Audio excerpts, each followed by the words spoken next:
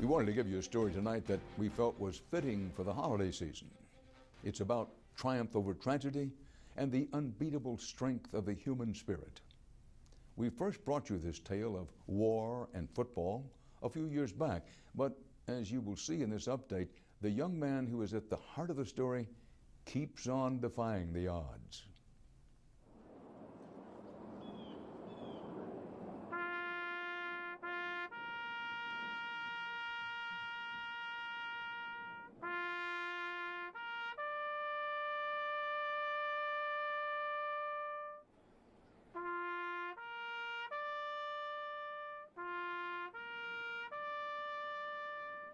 Arlington National Cemetery is this country's most famous home to heroes.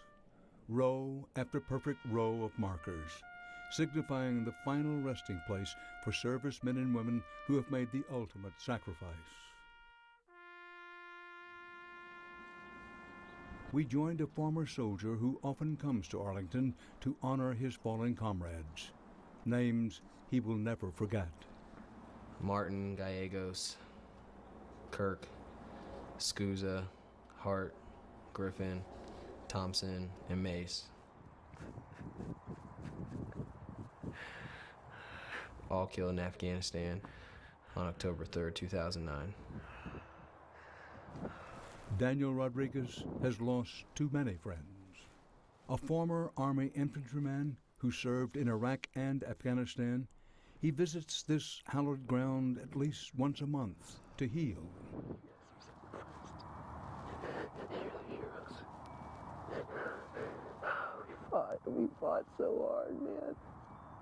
No. Fucking killed a lot of them. You know, I just always just want to just make sure I live my life to honor them. You know, they gave everything. They gave, you know, their last breath to this country.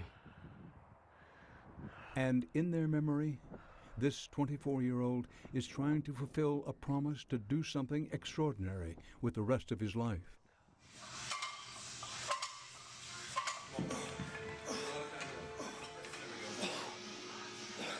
Daniel Rodriguez knows that often the only difference between life and death on the battlefield comes down to a matter of luck.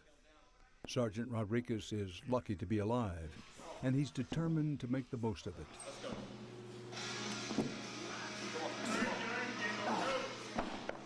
So this 5'8", 175-pound bundle of energy is transferring all the pain and loss from war towards a single-minded goal: to play Division I big-time college football.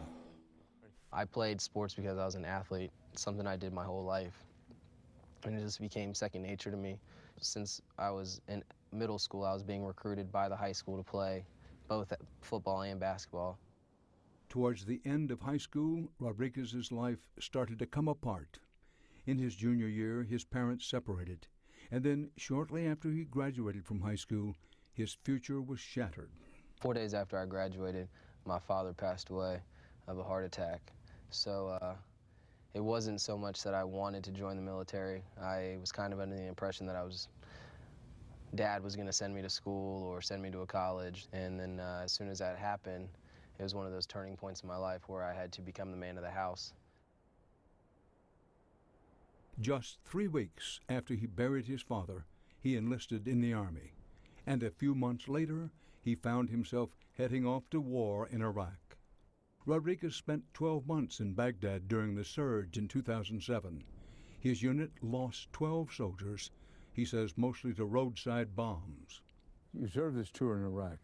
You came back stateside for how long? About 12 months, a little over 12 months. And then? Right to Afghanistan. My first day, we flew in at about midnight, and that next morning we got attacked. So I was 2 for 2, first day in country getting attacked. As the weeks stretched on, the tension at the outpost increased, especially as word reached Rodriguez and his fellow soldiers that Taliban fighters were planning something big. Hang it! We kept getting reports that we were going to get overrun by 300-plus Taliban. But I mean, after a month or two, you just kind of blow it off because you think they're just messing with you. You were how many at this outpost? 35 to 36, I believe. Just under 40. So we were actually shorthanded when we got attacked. We had less soldiers there since people had gone home for their R&R. So the morning of October 3rd, I woke up around 5 a.m. to go down to use the computer. I was wearing shorts and tennis shoes and a t-shirt and my plate-carrying vest and a helmet and a pistol. And the first rocket hit, and I was just like, okay, here we go. Just another day in Afghanistan. And then the second rocket hit, the third rocket hit. So I just told myself I'm just gonna zigzag and try to make a run for it. And I was just shooting the whole entire way. And then I ran out of ammo. And then I had no cover for the last 100 meters of my run. And I just ran up, ran through, and I didn't get hit. His goal was to make it to his position, where he manned a machine gun with his good friend PFC Kevin Thompson from Reno, Nevada. He walked out in front of me while I was shooting, and he pointed up Taliban all up along the ridgeline there. And as soon as he walked in front of me, I just saw him like stiff, and he dropped his rifle, and like his knees buckled. And he got hit in the head, and he dropped right by my feet. Including Thompson, the unit lost 8 soldiers, and Rodriguez was among the 22 wounded. Known as the Battle of Kamdesh, it was among the bloodiest of the entire Afghan war, and it earned Sergeant Rodriguez a Bronze Star. The Bronze Star, not everybody who goes through a battle gets a Bronze Star. I hit that point where I knew I was gonna die, like I said, and I was just gonna kill as many of them before they killed me. I know how many they were, but I wasn't gonna stop shooting until it was done. And just wasn't my day to go. So, and I got a medal for it. And for Rodriguez, his life would become all about a conversation he'd had with his best friend, Kevin Thompson, not long before Thompson died. About 3 weeks before the fight happened, we like seriously were talking. He wanted to go back and be a butcher. And I was like, well, you better do it. He's like, I'll do it. He's like, you better play football. I was like, well, let's promise each other we're gonna get out and do it. And we did. And I told him I'd give him my word that I'd do everything I could to play football someday. And when I got out, I was gonna try to walk on. And at the time, I just was kind of saying it. I didn't really take to heart how serious that I was gonna be about it until he was killed. Spend a few hours with Daniel Rodriguez, and it's very clear this is a serious young man, full of determination. You could speculate about what's motivating him, but there's no denying his heart. He wakes up at 6 a.m. every morning. There's a quick breakfast, and then it's straight to the gym. Hour after hour, grueling workout after grueling workout, building strength and speed through some unique exercises. Good, come on, drive. How's this going? It's going really well. I'm getting stronger than I thought I would ever.